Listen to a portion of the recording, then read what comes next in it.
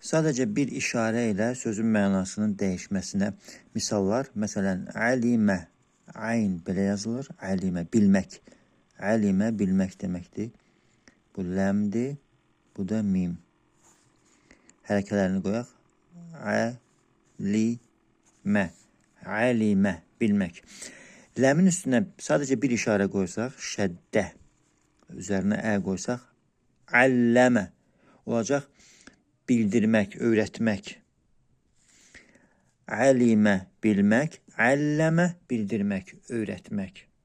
Bir dənə də misala baxaq. Nəcəhə, uğur qazanmaq, imtahandan keçmək. Bu nə? Bu cim. Bu da hə. Nəcəhə, uğur qazanmaq, imtahandan keçmək. Əgər şəddə qoysaq sadəcə bir işarə, Nəccəhə olacaq keçirmək. Məsələn, müəllim tələbəni keçirdi imtahandan. Nəccəhə, uğur qazandırmaq.